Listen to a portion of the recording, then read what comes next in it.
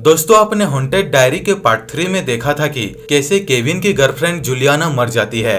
उसके बाद केविन को पता चलता है कि उस डायरी में नाम लिखने की वजह से जूलियाना मर गई है। उसके बाद केविन उस डायरी में अपने स्कूल का एक बदमाश लड़के का नाम लिखता है। नाम लिखने के 3 दिन बाद वो बदमाश लड़का रहस्यमयी तरीके से मारा जाता है।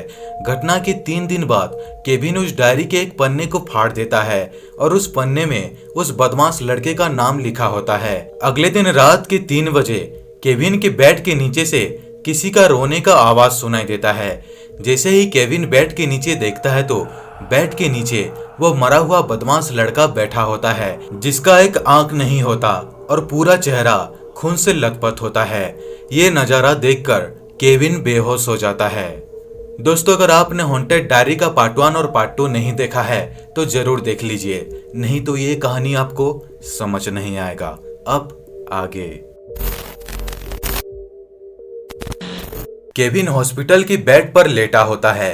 तभी अचानक से केविन को होश आ जाता है। केविन अपने चारों तरफ देखकर बेड से उठ जाता है।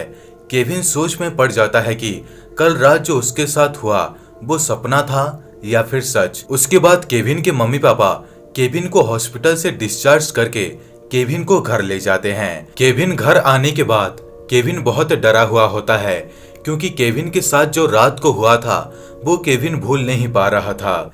रात को केविन अपना खाना खाकर सोने चला जाता है। रात के करीब 2 बजे केविन के बेड के नीचे से फिर से आवाजें आने लगते हैं, लेकिन इस बार केविन बिना डरे बेड के नीचे देखता है तो बेड के नीचे वो मरा हुआ बदमाश लड़का बैठकर हंस रहा होता है। केविन बिना डरे उस बदमाश लड़के से पूछता है, तुम यहाँ क्यों आए हो और मेरे पीछे ही क्यों पड़े हो? उसके बाद वो बदमाश लड़का कहता है, तुमने मुझे पुनर्जीवित किया है तो तुम ही मेरे सब कुछ हो।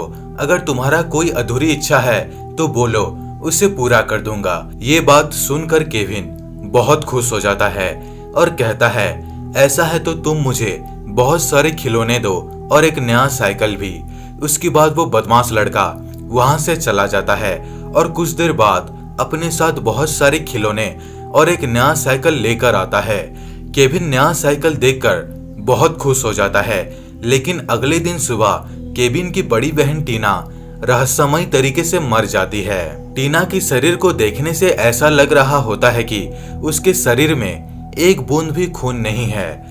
उसी दिन रात को केविन को पता चलता है कि उसकी बड़ी बहन टीना को और कोई नहीं बल्कि वो मरा हुआ बदमाश लड़का मारा है। जब रात के 3 बजे वो बदमाश लड़का केविन के पास आता है तो केविन कहता है, तुमने मेरी बड़ी बहन को क्यों मारा?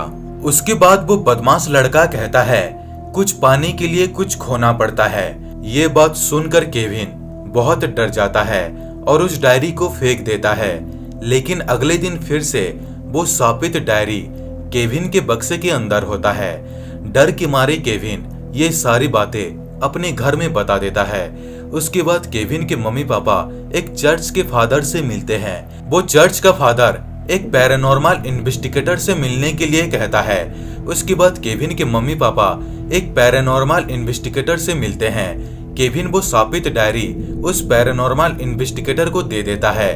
पैरानॉर्मल इन्वेस्टिगेटर वाले उस डायरी को देखते ही समझ जाते हैं कि ये डायरी एक शैतान यानी कि किंग ऑफ डेविल का डायरी है। उसके बाद सारे पैरानॉर्मल इन्वेस्टिगेटर वाले अपने मंत्र शक्ति के जरिए एक शैतान को बुलाते हैं और उस डायरी को किंग ऑफ डेविल को सौंप देते हैं, यानी कि उस डायरी को शैतानों के राजा को सौंप देते हैं।